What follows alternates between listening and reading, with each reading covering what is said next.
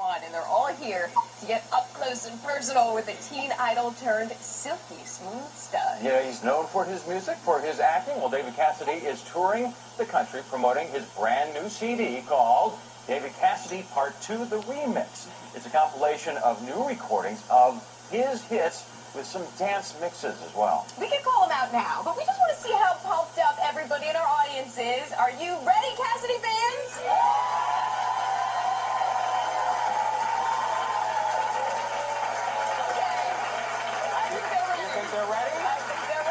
Let's hear it for the one, the only, David Cassidy.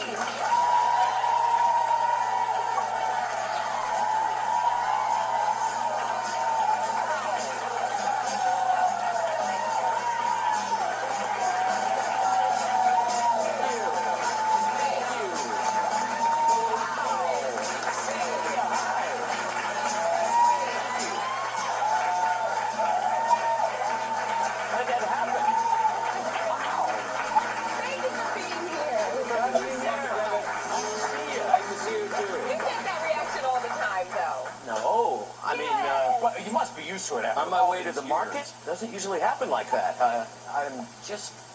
I'm very flattered, overwhelmed, in fact. Welcome to Philadelphia. Thank you. It's great to be back.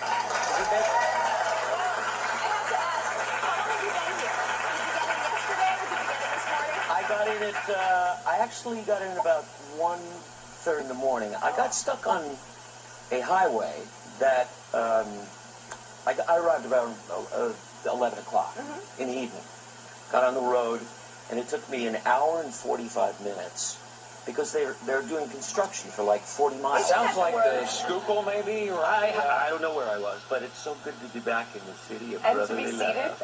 It's so great to be here. Was it that confusion last night that led to possibly a restless night and then your lack of socks this morning?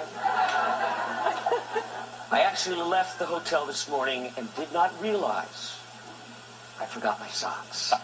But you know what? With shoes like that, you don't have to have socks. Oh, is that right? Really, those are good-looking shoes. Aren't they so comfortable? Oh, man, they're like slippers. I travel pretty much in my pajamas, so it works for me, you know. What's a life that started for you so many, many years ago? It did. Yes. And you... I am Father Time. No. But you've had these fans have been following you for years and years and years. You started as a baby. Well, kind of you to say. Yeah, I just turned 39. Liar. I have had such an amazing support from people all over the world. And some of the places that I played back in the 70s, there was a very famous place in Atlantic City called the Steel Pier. You guys remember that? The Steel Pier. With a horse? I think I played there in 1972, and it was a very memorable event for me. I grew up in Manhattan, New Jersey. Manhattan and New Jersey. Not Manhattan, New Jersey. And my mom used to take me to the shore and to South Jersey. And both my parents were in the theater, so I got to see a lot of the Northeast. And there used to be these musical tents that they would do musicals because they were actors, singers. And there was a place called Lambertville. And they used to take me to Bucks County. And they would take me to all these great places that I'm having a chance to revisit because I'm going back to Atlantic City to play for the very first time in the House of Blues on Saturday night. And hopefully some of you can go to my website. One of you or some of you will have dinner with me after the show. So, yeah.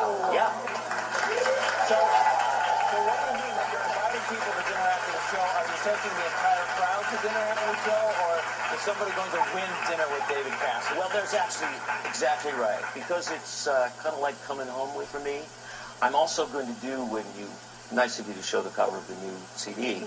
I'm going to fly everybody in from Las Vegas and Chicago and the divas and everybody else, and we're going to try and do the whole CD, all of my hits. Wow. So these are the hits from Partridge Family Days. Partridge Family Days, Cherish, my solo stuff, and why now are you redoing them? Why not? Yeah, why not? Oh, I just see. So many years have passed. As opposed to, I eventually going to not be here, so I thought before I took the... Oh. No, I meant that.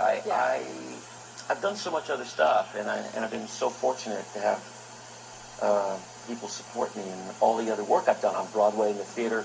I did over 2,000 shows in Las Vegas and produced 3 shows while I was there. And they were extremely successsul. Very, yeah. Well, do you look back on your Keith Partridge days fondly, or are you kind of tired of those Love now? them. You love them? No, I think people always misunderstood that I love. There it is. Oh God. I recognize the blonde, but who's the girl next to her? Sorry. Yeah, hair is a little different now, isn't it? I actually had my son cut it the other night. He went, Dad, you got to get it like a new groove on here, but started doing this and went, okay, I'm in your hands. He's 16. He did all right. He did all right. Yeah, he did a good job. Yeah, he did a good job. No, does he live over in the UK? No, in the UK. He lives with me in the United States of America. Okay. We grow up in the United States of America, Yes. being an American, and we're going to celebrate it at the House of Blues on Saturday night. Well, I think you mentioned the UK because of your book. You just came out with a book Oh, yeah, in yeah, March yeah. of this year, which is A a tell-all. really tell-all that's been published in the UK, But not here. No, it's not been- happened here yet? Well, it hasn't. The company called Headline Books. They did Hillary Clinton. They did a lot of, I guess, famous people. But they're based in the UK. It was released there. It's just come out in Australia and Canada, and you can get it on Amazon.com. So it'll be out here. So it will be out here before too long. Eventually. I have no idea what the date is, but it's been it's not a tell-all, and Could it be forever? It's not a tell-all?